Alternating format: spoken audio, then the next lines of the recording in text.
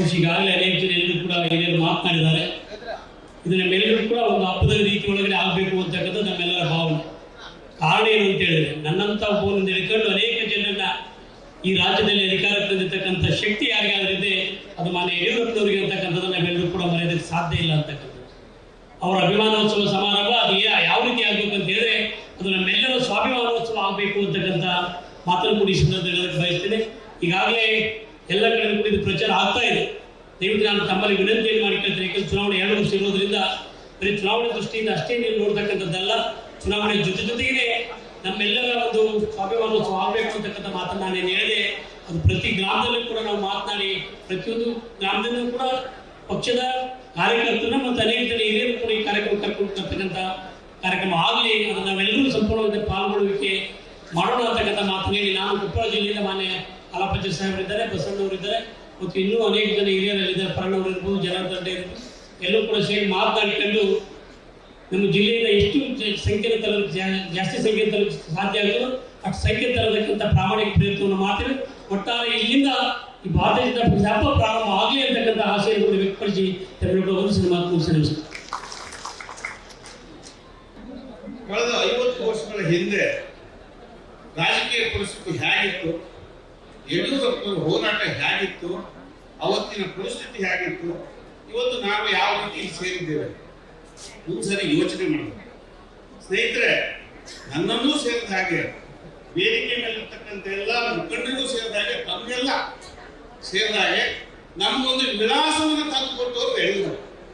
ರಾಜಕೀಯ ವಿಳಾಸ ಕೊಟ್ಟು ನಮ್ಮ ಮನೆ ನಮ್ಮ ತಂದೆ ತಾಯಿ ಇರ್ಬೋದು, ಆದರೆ ಒಂದು ರಾಜಕೀಯ ವಿಳಾಸ ಅಂತ ಅದು ಮಾಡಿಕೊಟ್ಟಿದ್ರೆ ಹಾಲಪ್ಪ, ಮಾಜಿ ಶಾಸಕ, ಕಾರಜೋಳು, ಉಪಮುಖ್ಯಮಂತ್ರಿಗಳು, ಇದು ಸ್ವತಃ ವಿಜೇಂದ್ರ ಅವರೇ, ನೀವು ಯಾಕಾಗಿ ಸನ್ಮಾನ ಮಾಡ್ಬೇಕು ಯಡಿಯೂರಪ್ಪನವ್ರಿಗೆ ಅಂದ್ರೆ ನೀವು ಮಗನಾಗಿ ಅಲ್ಲ, ಯಡಿಯೂರಪ್ಪನವ್ರು ನಿಮ್ಗೊಂದು ವಿಳಾಸ ಕೊಟ್ಟು ಇಲ್ಲಿ ಅಧ್ಯಕ್ಷರಾಗಿ ಕೂರಿಸಿದಾರಲ್ಲ, ಅದಕ್ಕೆ ತರುವ ಮಾನ ತೆಗೆದಿಂದ ನಾವು ನೀವೆಲ್ಲ ಸೇರಿ ಸನ್ಮಾನ ಮಾಡಬೇಕು ಯಡಿಯೂರಪ್ಪನವ್ರು. ಅವರು ರಾಜಕೀಯ ನಿವೃತ್ತಿ ಆಗಿದ್ದಾರೆ, ಚುನಾವಣಾ ರಾಜಕೀಯ ನಿವೃತ್ತಿ ಆಗಿದ್ದಾರೆ, ರಾಜಕೀಯದಲ್ಲಿ ಇರ್ತಾರೆ, ಆಶೀರ್ವಾದ ಮಾಡ್ತಾರೆ, ಓಡಾಡ್ತಾರೆ.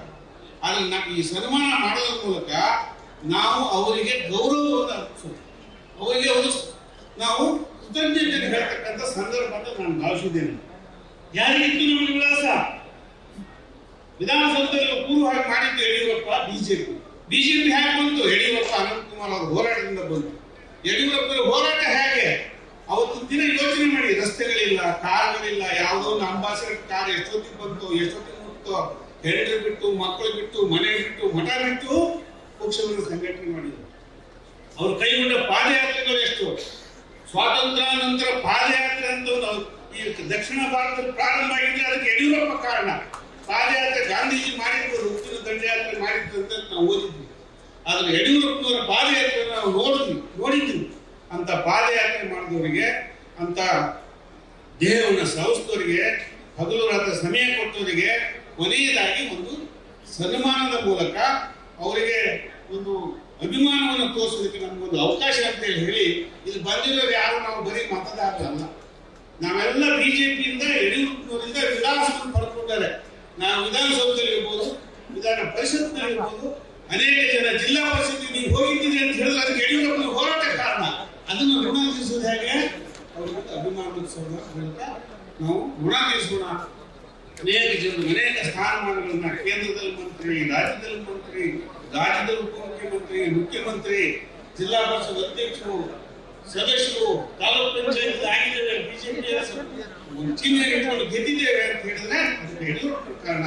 ನಾವೆಲ್ಲರೂ ಸೇರಿ ನಾವು ಹೇಳಿದೆ, ನಾನು ಯಾರು ಮತದಾರರಲ್ಲ, ಕೇವಲ ಮುಖಂಡರಾಗಿ ನಮಗೊಂದು ವಿಳಾಸ ಕೊಟ್ಟಂತ ಈ ಸಂದರ್ಭದಲ್ಲಿ ಹತ್ತಾರು ಜನರಿಗೆ, ನೂರಾರು ಜನರಿಗೆ, ಸಾವಿರಾರು ಜನರಿಗೆ ಸೇರಿಸೋದ್ರ ಮೂಲಕ ಅವರಿಗೊಂದು ಕೃತಜ್ಞತೆಯನ್ನು ಅರ್ಪಿಸೋಣ ಅಂತ ಹೇಳಿ ಈ ಸಂದರ್ಭದಲ್ಲಿ ವಿನಂತಿ ಮಾಡಿ ಮತ್ತೆ ಇಲ್ಲಿ ಬಂದಿದ್ದೀವಿ. ನಾವು ನೋಡಿ ಎಷ್ಟೊಂದು ಕಾರ್ಯ ಜನ ಇಷ್ಟೇ ಇದ್ದೀವಿ, ಕಾರಣಗಳು ಎಷ್ಟಿದೆ ನೋಡಿ. ಇದಕ್ಕೆ ಕಾರಣ ಎಲ್ಲರೂ, ಇದಕ್ಕೆ ಕಾರಣ ಬಿಜೆಪಿ. ಇದಕ್ಕೆ ನಾವೇನು ವ್ಯವಹಾರ ರಾಜಕೀಯದಲ್ಲಿ ಗಳಿಸಿದ್ದೇವೆ, ಅದು ಕಳ್ಕೊಂಡಿದ್ದೇವೆ ಅಂದ್ರೆ ಇದಕ್ಕೆ ಯಡಿಯೂರಪ್ಪನವರು. ನೋಡಿ ನಾನು ಹೇಳ್ತಾ ಇದ್ದೇನೆ, 50,000 ವಾಹನಗಳಿಗೆ ವ್ಯವಸ್ಥೆ ಮಾಡ್ಬೇಕೀಗ. ನಮ್ಮ 10,000, 5 ಲಕ್ಷ, 8 ಲಕ್ಷ ಜನ ಸೇರುತ್ತೀವಿ ಅಂದ್ರೆ 50,000 ವಾಹನಗಳು ಬರ್ತದೆ, ಬರಬೇಕು, ಕರ್ಕೊಂಡು ಬರಬೇಕು. ನೀವು ನಾವು ಎಲ್ಲರೂ ಸೇರಿ ತನ್ನ ಹಣ ಜನದಿಂದ ಸಾಕರಿಸಬೇಕಂತ ವಿನಂತಿ ಮಾಡಿ ನನ್ನ ಮಾತು ಮುಗಿಸ್ತೇನೆ. ನಮಸ್ಕಾರ.